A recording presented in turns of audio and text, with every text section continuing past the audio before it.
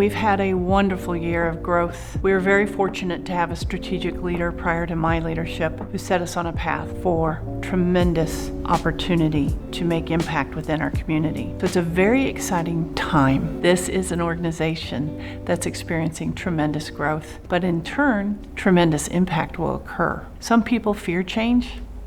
We shouldn't. Change is good. And if you embrace it with that attitude, it can be a lot of fun. We were really strong in the ideas and concepts that we wanted to implement. We weren't as strong in the actualization and creating the infrastructure for those things to happen. So my first job was to start to make tangible goals around these things that we want to accomplish. It is really important that we are being directed by community and we understand what community priorities are in relation to wealth creation and opportunity.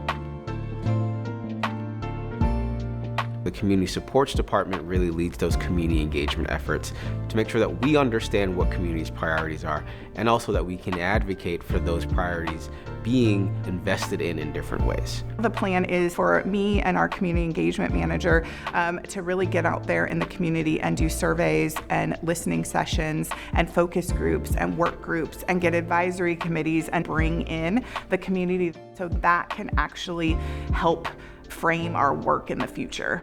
I'm excited about the possibilities of listening to community and then having our work reflect what they need.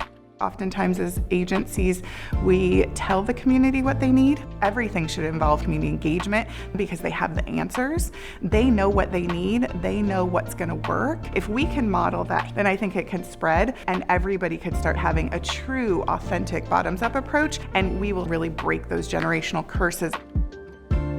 CBOs represent one of the strongest ways to support communities and address the gaps that exist.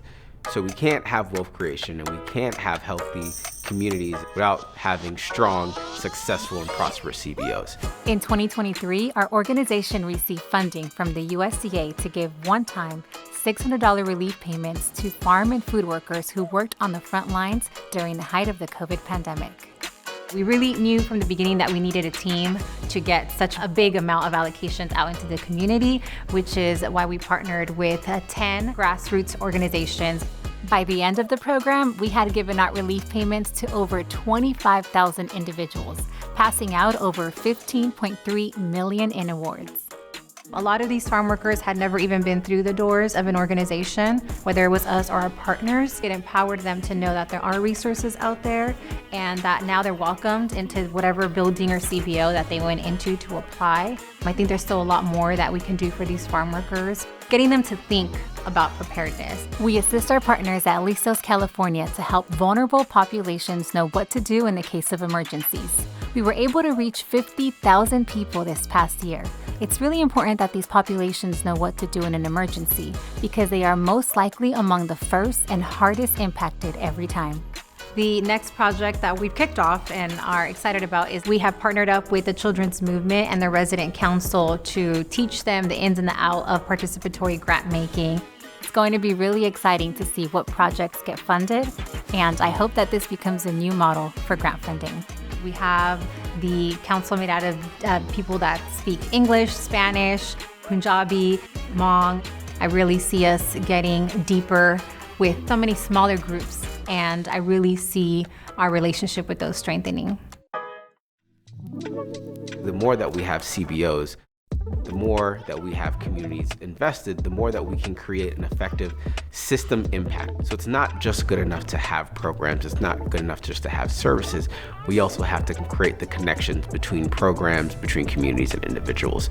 This year, we've noticed that call patterns to our 201 line have increased. So we are on track to surpass last year's call volume. In terms of the need, it's still very much housing, it's still very much food insecurity, and shelter information around basic emergency needs. The demographics of our callers, it's still very similar, very low income, minority populations, a lot of Hispanic populations.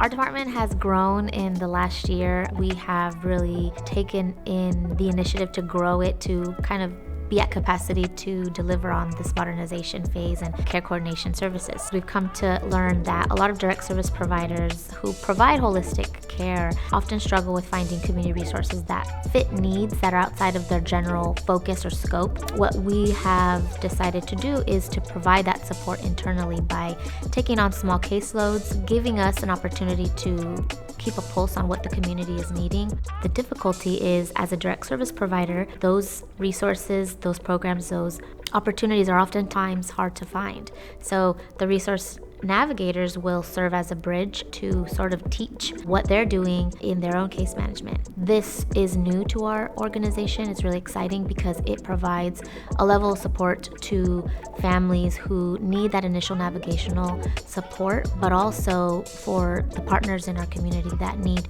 support as well. And so by bridging those two together, we're able to impact two different levels of community. Lastly, and most importantly, all those things are based on the connections that they have with one another, right? And so we can't really invest in the infrastructure and wealth creation in the Central Valley without each one of those key factors interacting with each other. One informs the other and vice versa. It's our free tax program, it's our REACH program, our prosperity coaching, which we're really excited about launching, will be housed under the Access and Opportunity Department, really structuring that around how do we connect people to the resources that they don't have in order to reach their individualized prosperity goals.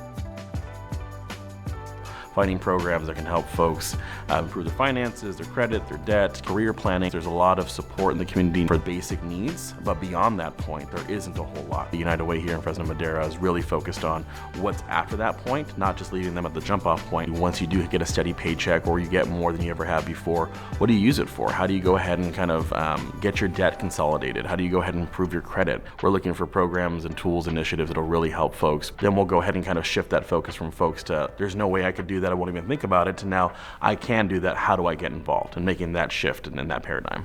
This year, our free tax prep program has been very successful. Families that we were able to serve received on average a refund or cash infusion of approximately $250 back into their pockets. We've been able to give more than $6,596,000 in refunds to these communities that we are serving. That includes over $600,000 in Cali ITC credits claimed. I was really happy about the number that we have for this year.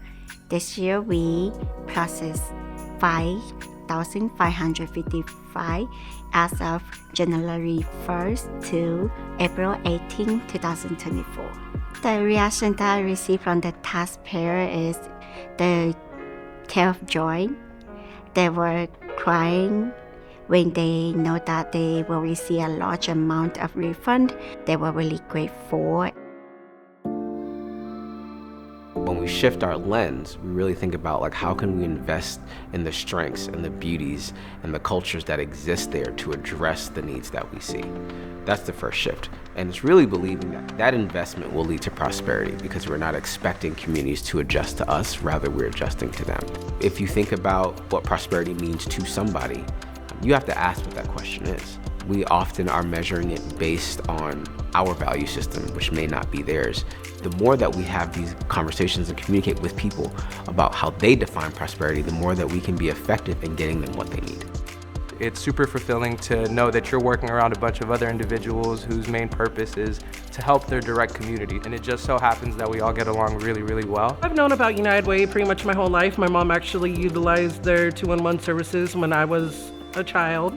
I am first generation born here. We're a big Mexican family. I saw them struggling with finances, not even knowing, going to the same check cashing place over and over again, putting money under their mattress or under their pillow. I had to do a lot of the translation and the navigation support for my parents, for other family members. I've been doing this my entire life. Why not make a career out of it? This team is here to support one another and make sure we all succeed, not only as an organization, but just conceptually as a belief system. We're focused on moving forward.